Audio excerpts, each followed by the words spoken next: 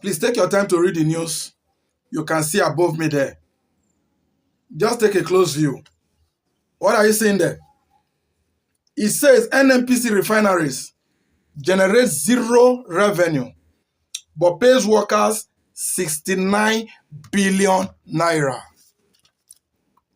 Check it out.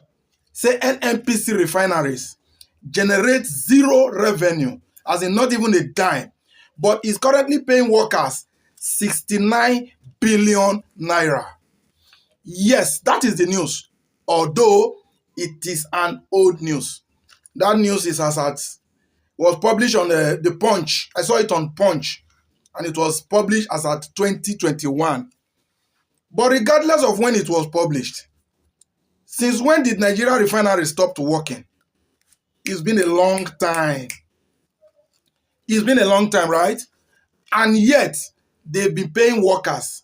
And obviously, we all will agree that even as we speak now, they are still paying workers in those refineries. Maybe that's why we constantly hear of turnaround maintenance. The refinery will come up by September. Then when it comes to September, they postpone it to September the other year, as they are still doing till date. Using that piece of equipment to siphon the country. The same country they will always tell you and I that it is broke, that the country has no money. Remember, we still have water boards. And we all have individual boreholes in our respective buildings, houses. But the government in tomorrow still pay people working in their so-called water board. Who are they giving the water to? Your guess is as good as mine. Now, how would you feel as a Nigerian? Because I don't say my Nigerian people, nothing they vex now. Like Amechi said the other day, Nigerians don't react to anything. We just accept it the way it is and we move on. I don't understand where that is going to lead us to anyway. Because if you look at this situation of Nigeria, it's really worrisome that you don't need to be pushed before you act. Instead, we are still docile. We are still dormant. Now, Nigeria is one of the greatest net exporter of crude oil in the world.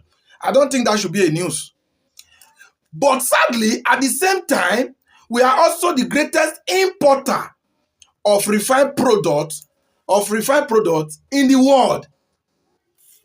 We produce cassava more than any other person. Let me use that word.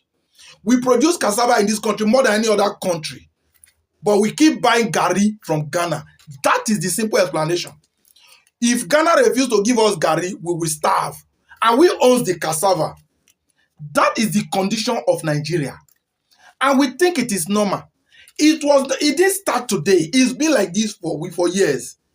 But are we supposed to allow it continue? Because it continues because we allow people with brain, dead people. See, either some actually have no brain or some have just been outrightly wicked or both combined.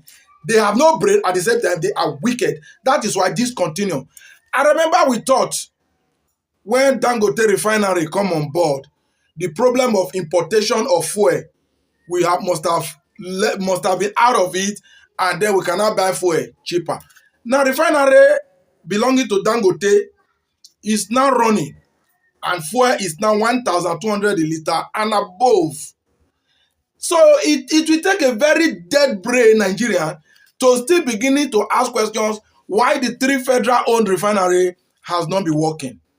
Okay, imagine a 3 federal-owned refinery that isn't producing anything, still have 1,604 active workers as we speak now. I repeat, a refinery that produces 0 naira to the GDP of the country still have active staffs of 1,604. The Kaduna refinery, the one in Kaduna, has 660 active staff. A refinery that is not working, producing 0. Then the one in Warri has 507 active staffs. All these things are there. You can check before the APC people come for me and say, this guy not a blow rumor. You can Google it, fact check me if I'm lying. Then the one in Port Harcourt has 437 active staffs.